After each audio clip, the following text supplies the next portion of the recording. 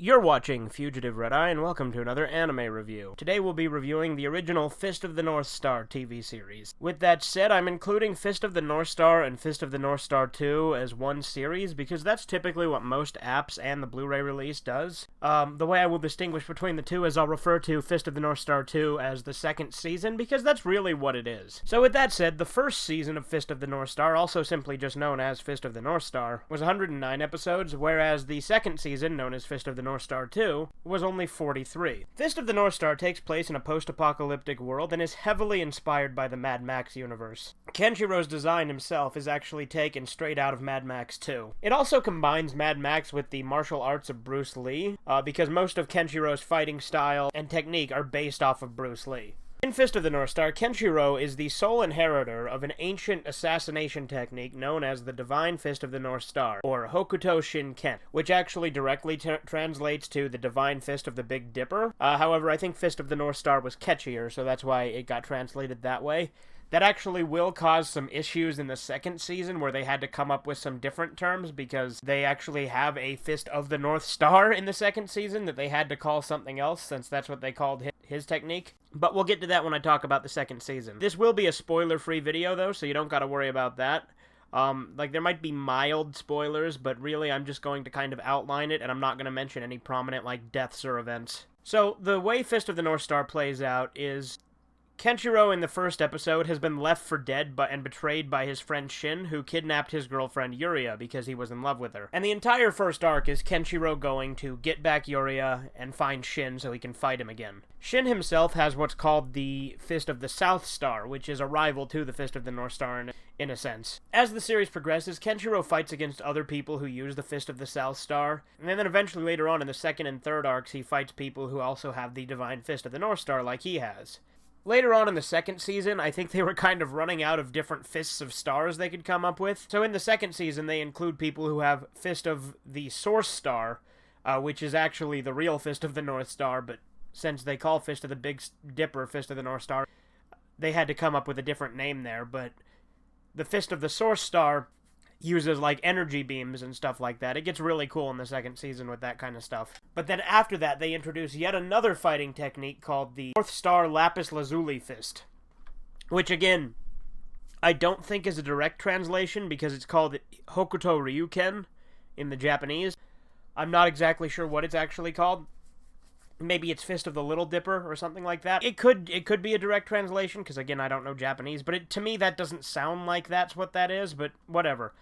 So, he fights people with various fighting styles. There's also some characters who have unique fighting styles to them, such as Ein and Juza, both of which have their own unique fighting styles. Ein is a street fighter, whereas Juza has a Fist of the Cloud or something like that. The series itself has to do a lot with Kenshiro's faded backstory, which you get more and more as the series progresses, as well as the backstory of the villains and his companions that he gets. Another thing I will say, again, I'm not going to spoil anything, but Fist of the North Star does not fuck around with character deaths.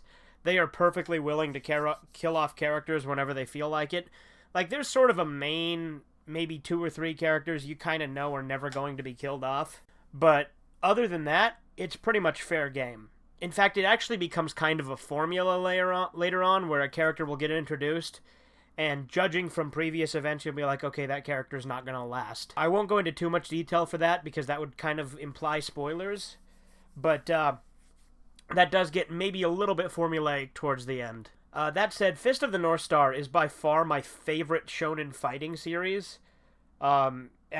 as compared to things like Dragon Ball, My Hero, Naruto, Yu Yu Hakusho, stuff like that. Fist of the North Star is by far my favorite. And for the simple reason that its pacing is just great.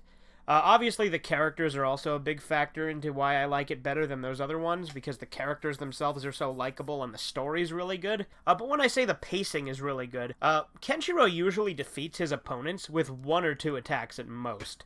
Big, boss kind of opponents sometimes take maybe an episode or 2 to defeat. However, it usually doesn't last more than 2 or 3 episodes at most. There are a couple exceptions which maybe go for 4 or 5, but even then they're few and far between. That said, there are occasions where Kenshiro does have to refight the same enemy a couple of different times. I won't get into who, because again, that would give spoilers. But As the series progresses, you get more of Kenshiro's backstory. You learn about the other people who knew the Fist of the North Star and were training with him as he was growing up. You learn about the Fist of the South Star, the Fist of the Source Star, and the North Star Lapis Lazuli Fist. The series itself has nice elements of revenge, forgiveness, and honor in it as well. One other criticism I do have for it, there are many scenes where Kenshiro could clearly intervene and save someone, but he just kind of sits back and doesn't do anything. I'm not entirely sure why, because it's very uncharacteristic of him, because Kenshiro is a very moralistic person who always wants to protect the weak. So there are some inconsistencies with that, but you're always going to run into that with shonen anime. Fist of the North Star is also a very manly series, and I like that a lot. It's got a lot of just, like, machismo in it, and it's got a bunch of big buff characters just kind of going and hitting each other. Another thing I didn't mention, the way the Fist of the North Star technique works is Kenshiro will hit, like, pressure points on people's bodies, and these pressure points are, like, god powers, basically, because they can do whatever the fuck they feel like. They're basically context-sensitive. Whatever you need to happen, they kind of do. Like, usually they make someone's head explode. That's the most common thing. In fact, when Kenshiro did that, especially in the first arc, he had a catchphrase that he often said, "You're already dead." Or "Omae wa mo shinderu," which actually became kind of a meme after a while. But these pressure points can do so much more than that. They can make it so that someone can't breathe.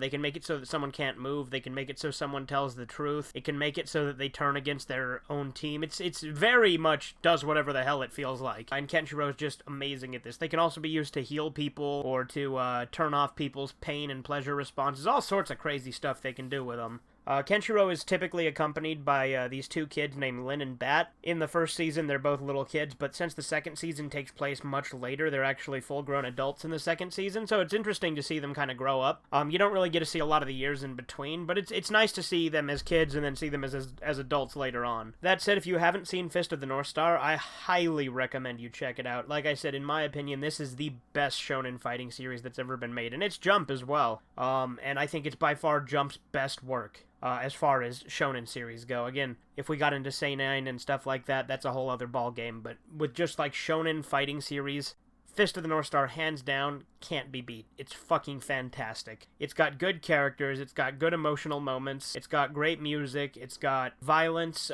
One thing I will say, the violence in the TV series, the anime here that we're referring to, is censored, and as far as I know, an uncensored version does not exist. And when I say censored, usually when someone's like head explodes, the screen kind of goes white and it looks more like milk than blood. Came out between the first and second seasons, which is basically just a recap of the first season with some differences, is uncensored and has a lot more violence in it. But the show itself is fairly censored. There are probably 2 scenes of nudity in the entire series as well. They're very short, too. The series doesn't have a ton of that. It's not over-the-top gratuitous, in, graphic content. I mean, obviously, if it was uncensored, it'd be pretty fucking violent, because people's heads are exploding left and right and all sorts of stuff. And it is still pretty violent. Overall, I'd highly recommend it. Fist of the North Star is an amazing anime, and if you haven't seen it, you're missing out. Anyway, this has been Fugitive Red Eye, and you have a great day. お前はもう死んでいる。何?